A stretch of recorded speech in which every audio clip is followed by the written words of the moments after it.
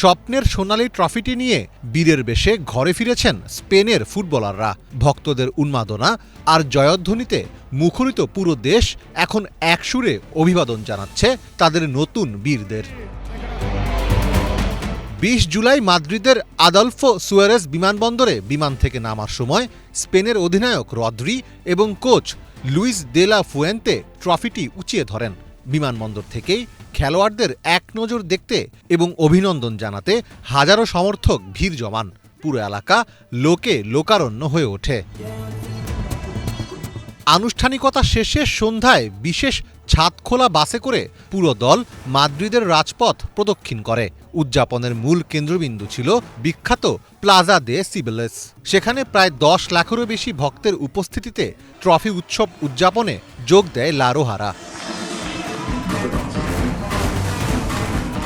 তবে এই উদযাপনের মধ্যেও তারা ভুলে যাননি ফিলিস্তিনকে। স্পেনের বিভিন্ন জায়গায় অনেকের হাতে স্পেনের পতাকার পাশাপাশি ছিল ফিলিস্তিনের পতাকাও। অনেকে উদযাপনের মধ্যেই ফ্রি প্যালেস্টাইন স্লোগান দেন।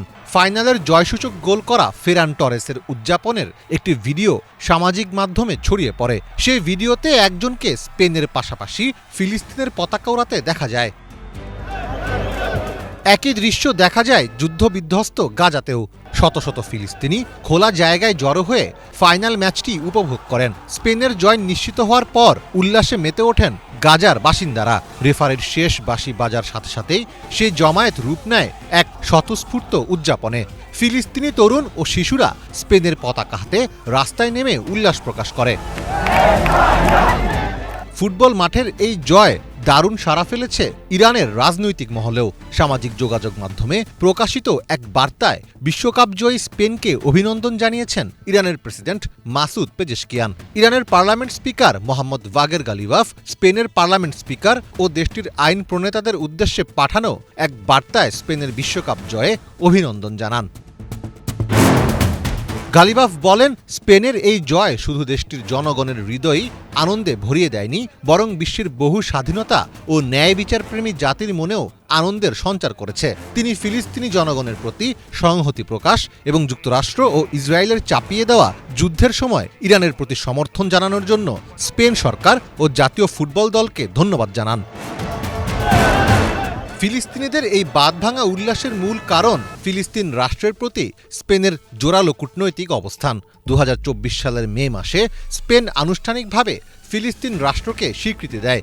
এরপর ২০২৫ সালে ইসরায়েলের ওপর অস্ত্র নিষেধাজ্ঞা জারি, বসতি স্থাপনের ওপর কড়াকড়ি এবং তেল আবিব থেকে রাষ্ট্রদূত প্রত্যাহার করে নেওয়ার মতো কঠোর পদক্ষেপ নেয় মাদ্রিদ।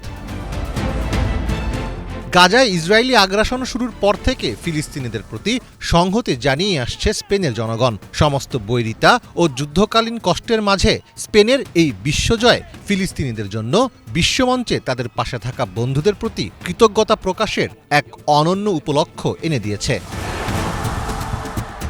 মীর ফজলে রাব্বি, বাংলা ভিশন।